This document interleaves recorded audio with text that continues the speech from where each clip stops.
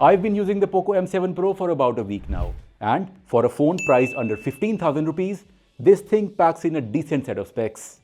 What is even more interesting is how closely these specs align with the recently launched Redmi Note 14. But hey, that's not a surprise since both POCO and Redmi are part of Xiaomi. So, what sets the POCO M7 Pro apart and who should consider buying it? I'll tell you all about it, but before that, please subscribe to this channel to keep up with the latest in tech. Let's start by taking a quick look at the design. The POCO M7 Pro comes in three colors: olive green, grey, and this lovely lavender shade that I have here. I think it is great to see such a nice range of colors in this price segment. The build quality is mostly plastic on the back and sides, but one thing I really appreciate is how resistant it is to fingerprints. Plus, the dual tone finish with those wavy patterns on the right side adds a unique touch. The design does remind me a lot of the Redmi Note 14 Pro, which we recently reviewed. By the way, you can check out that video if you are curious. One good feature here is the IP64 certification. While it is not the highest level of water and dust resistance, in this price range it is pretty good to have because many phones just don't offer it. Another big plus is the display, which is protected by Gorilla Glass 5, which is always a welcome addition for durability. Overall, I find the design quite appealing, especially on a budget phone like this. However, once you hold it, you can definitely tell that it is a budget phone. That said, it is not bad at all in terms of ergonomics. The phone weighs 190 grams and has a slim profile under 8mm thick, making it comfortable to hold. The rounded corners also help with the grip, and you get some handy essentials like a dual SIM slot with micro SD card support and an IR blaster. For those who prefer wired audio, you will be happy to note that it still has a 3.5mm headphone jack. There are even stereo speakers, and while the sound quality did not exactly blow me away, at least it is stereo. And if you like your audio loud, there's a volume mode enhancer that cranks it up to 300%. It's not for everyone, but hey, the option is there. Now let's dive into the star of the show, this display. POCO's gone with a 6.67-inch Full HD Plus OLED panel, and it is hard not to be impressed by the sheer specs. 2100 nits of peak brightness, 120Hz adaptive refresh rate, and HDR10+ support. Outdoors, the brightness is very solid, making the screen easy to read even under direct sunlight. The refresh rate is also genuinely smooth, making everyday tasks like scrolling or swiping through apps feel snappy. The stable viewing angles ensure no noticeable color shift even when you tilt the phone. Streaming fans will be happy to know that HDR10+ support elevates the experience with deeper contrast and richer visuals. There is an in-display fingerprint scanner here that works super fast and feels reliable most of the time. The POCO M7 Pro also does well in the battery department with its 5110 mAh battery easily lasting through a day of regular use.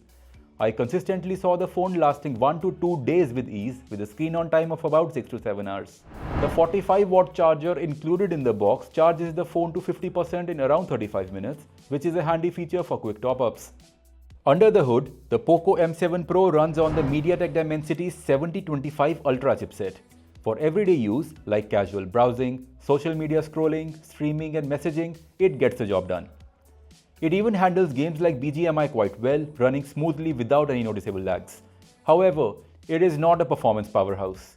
Multitasking and demanding gaming sessions reveal its limitations, with the CPU throttle test showing signs of struggle under heavy loads.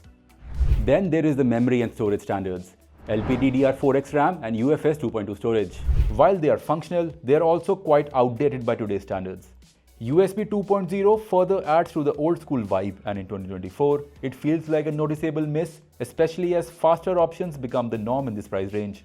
Connectivity options like Wi-Fi 5, Bluetooth 5.3 and support for 7 5G bands ensure that you're covered on the basics, even if there's nothing groundbreaking here. Now let's talk about the software, which has its strengths but does not shy away from its weaknesses either.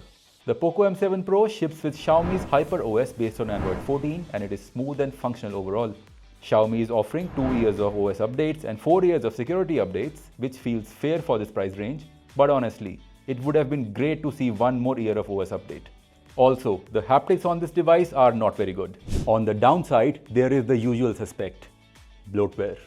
It is not overwhelming, but it's still there, and while you can uninstall most of the unnecessary apps, it takes time and effort. POCO also promises future updates will bring AI features like AI Eraser and AI Sky Replacement, which could be fun to use. But for now, these are promises. We'll have to wait and see if they are fulfilled. Camera-wise, the POCO M7 Pro features a 50 megapixel primary sensor paired with a 2 megapixel depth sensor, and for selfies, you are looking at a 20 megapixel front camera. In general, the camera system does well in favorable lighting conditions, particularly in daylight. The primary camera does a solid job of capturing fine details, offering decent dynamic range and delivering fairly accurate colors. However, there are a couple of issues to consider. The portrait mode struggles with edge detection, so don't expect perfect bokeh effects. As for the selfie camera, it's very much in the average range. In short, the camera system is not a game changer, but it is good enough for casual photography outdoors in good lighting. The POCO M7 Pro really gives off Redmi Note 14 5G vibes, but at a more affordable price. So, if you're looking to get a good deal, this one makes quite a lot of sense, especially since you're getting the same set of features for less price. That said, the competition in this price range is pretty fierce, with brands like Realme and iQOO offering solid alternatives. The M7 Pro has to compete with some strong contenders for sure. But if you're someone who wants an affordable 5G phone with a nice design, solid battery life and good performance, this one is surely worth it.